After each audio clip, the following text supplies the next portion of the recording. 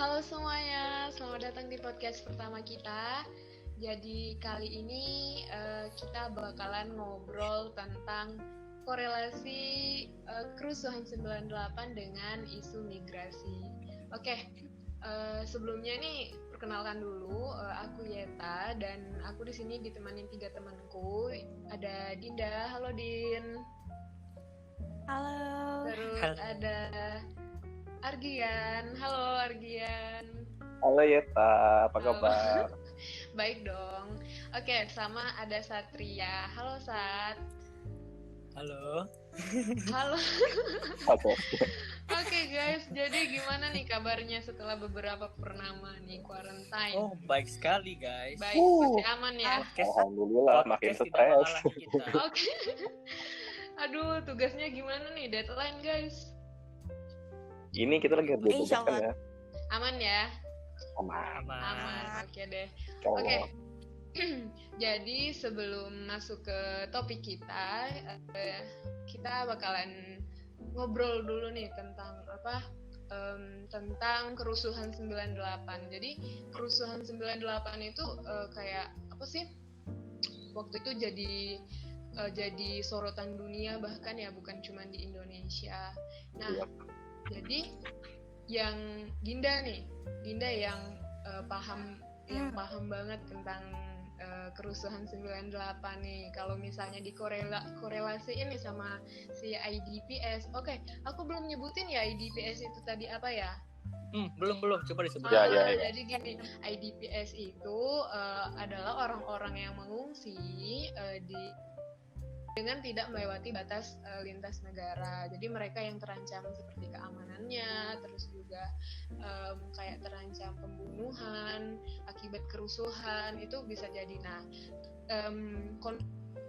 ini bisa digolongkan ke dalam IDPS itu. Oke. Jadi Dinda nih balik lagi yang paham banget, coba dong Din cerita nih korelasinya sama si IDPS kasus 98. Ya, oke. Nah, mungkin aku bakalan jelasin sedikit ya tentang masa pemerintahan di Orde Baru, yang mana seperti yang kita kenal pada masa pemerintahan Orde Baru itu tuh kayak sangat akrab dengan berbagai peristiwa dan permasalahan ya gitu. Nah, kalau kita bicara tentang IDPS itu tuh akan lebih sinkron jika kita kaitkan dengan etnis Tionghoa, karena yang paling dominan seperti yang kita lihat itu etnis Tionghoa itu sangat memiliki dampak yang signifikan dari kasus 98 dan Orde Baru gitu kan. Nah, salah satunya itu kenapa sih etnis Tionghoa itu sebagai korban dari kericuan tahun 98? Yang pertama itu sebenarnya udah banyak ya terjadi pada masa Orde Baru itu. Yang pertama itu kayak dikeluarin kebijakan dari pemerintah Orde Baru itu untuk melarang penggunaan bahasa aksara dan bahasa Cina bagi kalangan masyarakat Tionghoa. Nah, jadi pada masa itu masyarakat Tionghoa ini kayak nggak diperbolehkan sama sekali menggunakan bahasa Cina dan bahasa aksara gitu. Nah, misalnya nih mereka kayak punya anak yang kelahiran tahun 1966 ke atas gitu kan. Nah, mereka itu kayak nggak diperbolehkan untuk mengajarkan bahasa-bahasa Cina kepada anak-anaknya gitu, dengan tujuan agar bahasa ini bisa hilang dari Indonesia gitu kan. Berarti itu kemudian ya? Ya, mungkin bisa dibilang seperti itu ya. Kan salah satu sebabnya kan kenapa mereka tergolong sebagai IDPS nih nanti gitu. Nah, kemudian seiring berjalannya waktu dari tahun 1966 keluar lagi nih kebijakan dari pemerintah untuk agar masyarakat Tionghoa yang ada di Indonesia ini mengganti namanya dari nama Cina yang mereka miliki menjadi nama Indonesia yang baru gitu. Jadi mereka kayak nggak diperbolehin pakai nama Cina, misalnya kayak Han, Kong gitu kan, nggak diperbolehin gitu. Nah, kemudian waktu terus berjalan hingga pada tahun berapa ya? Pada tahun 1978 itu ada lagi kan keluar kebijakan itu dari pemerintah Orde Baru lagi itu, di mana tidak diakui keberadaan agama Konghucu yang mayoritas dimiliki oleh etnis Tionghoa gitu. Iya, jadi membuat mereka itu kayak semakin susah mau ngurus apa-apa gitu. Misalnya kayak ngurus berkas-berkas gitu kan, kayak yang berurusan dengan pemerintahan gitu kan. Misalnya kayak mau ngurus KTP, mau ngurus surat nikah, itu mereka jadi susah karena agama Tionghoa itu kayak nggak diperbolehkan ada dan tidak diakui sebagai salah satu agama yang ada di Indonesia. Nah, kemudian sampailah pada tahun 1998 itu Krismon ya. Yeah. Nah, itu hal ini yang udah terjadi belakangan itu kayak membangun stigma lagi nih, gak hanya dari kalangan pemerintah, tetapi juga udah membumi ke kalangan masyarakat pribumi. Nah, mereka itu jadi beranggapan bahwa etnis Tionghoa ini salah satu penyebab dari terjadinya Krismon gitu. Soalnya mereka tuh berpikir bahwa etnis Tionghoa itu sudah mendominasi pasar perekonomian di Indonesia gitu kan. Nah, kemudian jadilah kayak mereka menjadi sasaran kayak berbagai jenis pelanggaran HAM, kayak pemerkosaan, iya, diskriminasi, pembunuhan gitu. Terus ada beberapa dari mereka yang kayak digolongkan sebagai tahanan politik gitu. Makanya kalau kita lihat-lihat lagi tuh kayak kejam banget gitu. Nah, hal inilah yang mengharuskan mereka untuk pindah dari wilayah tempat mereka tinggal. Misalnya pada masa itu mereka dominan itu tinggalnya di wilayah Jakarta, Surabaya gitu kan. Nah, jadinya mereka kayak terpaksa mengungsi ke ke wilayah lain maksudnya gitu. Yang ada di Indonesia. Jadi intinya tuh kayak si etnis Tionghoa nih pada zaman itu tuh kayak dikambing hitamkan gitu ya, Din ya? Kayak iya, bisa dibilang seperti itu. Iya, soalnya mungkin kayak dikambing hitamkan oleh oknum-oknum yang berkepentingan politik gitu. Jadinya si etnis Tionghoa ini jadi sasaran kebencian gitu. Oke. Iya, benar banget. Oke. Pelampiasan. Iya, pelampiasan. Iya. Bisa dibilang kayak gitu. Krisis moneter kan bisa jadi. Jadi stigma yang kayak gitu tuh kayak udah tertanam aja gitu, padahal belum tahu juga kan benar atau salahnya. Padahal gitu. Tapi karena nggak seluruh orang Tionghoa ya yang kayak gitu. Iya. Oke, setelah melihat kondisi Orde Baru ya, jadi dilihat dari kondisi sekarang nih, ada nggak sih perbedaannya gitu loh, perbedaan kondisi etnis Tionghoa ini sendiri gitu loh dengan masa sekarang gitu kan. Kalau di Orde Baru tuh mereka belum mendapatkan kebebasan dalam beragama, terus juga pokoknya perlindungan hukum, perlindungan keamanan. Nah, kalau sekarang nih, Argian gimana nih, Gi? Perbedaannya? Kalau misalnya ditanya sekarang keberadaannya sih, keadaannya yang jelas jauh lebih baik daripada dulu ya, soalnya kan waktu pemerintahan Presiden Abdurrahman Wahid atau Gus Dur kan udah sempat dibuat kebijakan-kebijakan yang pro terhadap adanya etnis Tionghoa di Indonesia ini, kayak pengesahan agama Konghucu, adanya libur hari raya Imlek kan dibikin juga peraturannya, dan kehidupan mereka pun saat ini sebenarnya jauh lebih baik daripada waktu masa Orde Baru yang tadi dijelasin sama Dida. Yang jelas mereka sekarang mendapat penghidupan yang layak, mendapat fasilitas-fasilitas dan juga jaminan kesehatan yang sama dibandingkan dulu ya. Jadi secara garis besar sebenarnya sudah agak lebih baik dibandingkan pada masa Orde Baru. Oke, berarti kebijakan itu manjur ya yang sama si Presiden Abdurrahman Wahid ya. Sangat bermanfaat. Jadi mereka udah leluasa sekarang. Berarti yang tergolong dari internally displacement pokoknya yang tergolong IDPS itu tadi, mereka sudah pada balik lagi ke daerah mereka masing-masing ya. Ya, mungkin ada yang balik ke daerah asal mereka yang sebelum mereka mengungsi itu, adapun banyak juga yang mungkin akhirnya menetap di daerah pengungsian mereka gitu. Kayak saya punya seorang kenalan ya. Jadi dia tuh asli dari Jakarta, akhirnya waktu perusahaan itu dia pindah ke Manado. Sedangkan di Manado itu kan banyak juga tuh etnis Tionghoa yang tinggal di sana. Akhirnya dia menetap di sana karena merasa aman. Jadi merasa jadi Manado tuh menjadi rumah kedua buat dia. Jadinya dia sampai sekarang stay di situ. Kayak udah nyaman gitu ya. Oh, Ngapain iya. juga balik lagi. Oh, Oke, udah nyaman. Iya bener. gimana sih? Kok ketawa sih? Ini Ketawa doang nggak boleh. Oke, jadi gimana sih kalau melihat dari apa sih kebijakan dari pemerintah, terus kondisi etnis Tionghoa sudah semakin membaik, itu semakin tenang dan kondusif. Respon dari pribumi sendiri gimana nih Ki? Kayak apa sih mereka mungkin masih masih adakah itu rasis, kayak sinyal-sinyal rasis gitu atau gimana untuk sekarang? Kalau ditanya ya oke, kalau misalnya ditanya masih atau enggak, terus pendapat pribumi sekarang pada masa ini ke etnis Tionghoa ya bisa dibilang ada pro kontra sih. Jadi sudah banyak masyarakat yang pro, yaitu yang sudah sadar akan keberadaan saudara kita yang mungkin berbeda warna kulit, berbeda ras gitu ya. Tapi juga masih banyak masyarakat yang belum teredukasi dengan baik gitu loh.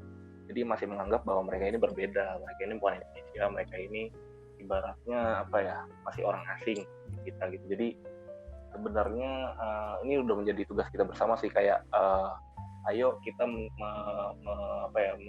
menciptakan persepsi yang baik terhadap mereka. Jadi mereka itu tinggal di sini bukan karena mereka menjajah atau apa, karena mereka juga merupakan warga negara Indonesia gitu loh. Jadi mereka berhak tinggal di sini.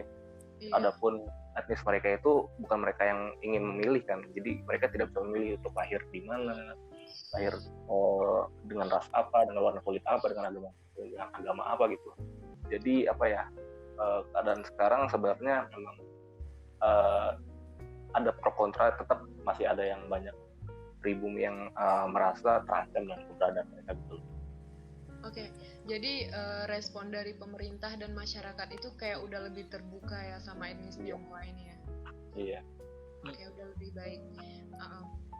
Berarti kayak stereotip negatif itu, terus kayak rasisme itu kayak sudah lumayan berkurang di Indonesia, gitu ya?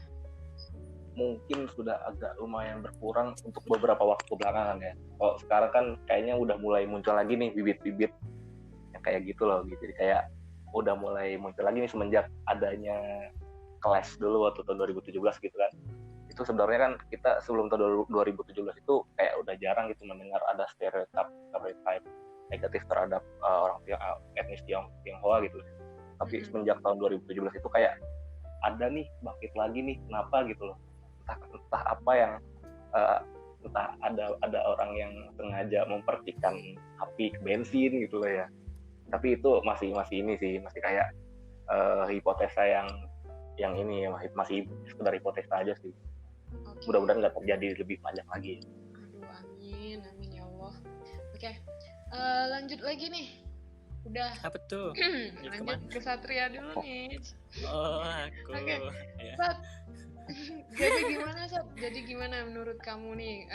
Apa sih kaitannya dengan IDPS nih? Kamu yang paham banget tentang migrasian nih sama Oke. masalah Korelasi. Gimana? Iya, mungkin korelasi dari antara kasus ini ya. Mungkin kasus ini bisa disebut kasus IDPS etnis Tionghoa. Nah, antaranya ini dengan kasus tahun 98 ini, di mana masyarakat di Tionghoa itu harus tergusur dari wilayahnya. Yang sebelumnya itu mereka tuh ditinggalin. Misalnya kayak mereka itu harus keluar dari keluar sampai Sumatera, Kalimantan, bahkan mungkin sampai ke Sulawesi. Terus selang berjalannya waktu itu karena terlalu lama menetap di wilayah itu, karena mereka tuh nggak berani balik ke wilayah asalnya karena mungkin ada menimbulkan trauma lah bagi mereka kan. Iya, pasti. Terus juga nggak hanya etnis Tionghoa sih yang di sana yang terkena dampaknya, tapi juga ada masyarakat pribumi pada masa itu. Juga ada beberapa yang kena imbas. Jadi gimana tuh? Berarti ini kan korbannya bukan cuma Tionghoa ya, tapi juga masyarakat pribumi. Berarti dalam jangka waktu, pokoknya selama pasca reformasi itu, jumlah IDPS itu gimana? Lebih banyak atau lebih sedikit atau gimana ini? Lebih banyak dong, justru lebih banyak pada tahun ya, berapa ya? Tahun 2002 itu sekitar 1.100.000 orang itu pada diklasifikasikan sebagai pengungsi oleh pemerintah Indonesia di sana. Itu dia. Itu semuanya 1 juta itu masuk IDPs atau juga termasuk migrasi pengungsi yang pencari suaka yang lain gitu? Enggak, itu termasuk cuman IDPs saja. Oh iya. Lumayan banyak berarti ya. Berarti kayak mereka itu pada mungkin kayak perantau-perantau gitu pada pulang kampung lagi gitu cari apa sih mengungsi. Iya, jumlah fantastik banget ya. 1 juta. Makanya nggak ada yang untung dari rusuh ya guys ya. Iya pasti. Mungkin karena munculnya rasisme inilah bisa dijawabkan adanya ya itu di IDPs itu tadi ya. Okay. Oh jadi ini berarti sebenarnya inti permasalahannya itu dari rasisme ya, Iya, rasisme yang menimbulkan banyaknya pengungsi, banyaknya konflik. Benar. Oke. Jadi gimana nih guys, biar kayak Indonesia ini lebih baik gitu loh tanpa rasis. Menurut kalian apa sih yang perlu dibenahi atau dievaluasi dulu nih? Oh dari Dinda, tadi Dinda udah duluan ya. Oke dari Satria dulu deh. Satria dulu gimana nih? Aku expert. udah. Mungkin apa ya? Mungkin secara rasisme kan? Rasisme nggak sih? Iya kan? Oh iya, bentar nih. Mungkin kalau ngomongin rasisme ya kebanyakan rasisme ini bisa berujung mana saja. Mungkin bisa jadi pelanggaran HAM, bisa terjadi ya inilah sebagai IDPs menganggap masyarakat etnis itu jadiin pengungsi segala macam. Cara mengatasinya mungkin mungkin kita tuh dari kecil udah harus diajarin cara mungkin toleransi segala macam. Mungkin ya kita kan di Indonesia kan juga negara yang keanekaragamannya budaya kan, dan juga banyak agama-agama itu yang Islam, Kristen, Konghucu dan lain-lain itu kan bersatu itu.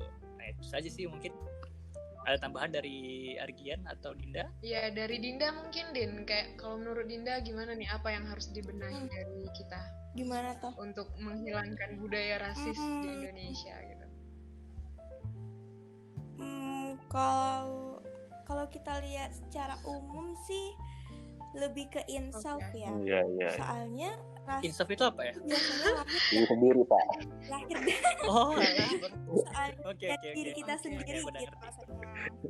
Iya, soalnya budaya rasisme itu kita sendiri yang ciptain gitu loh.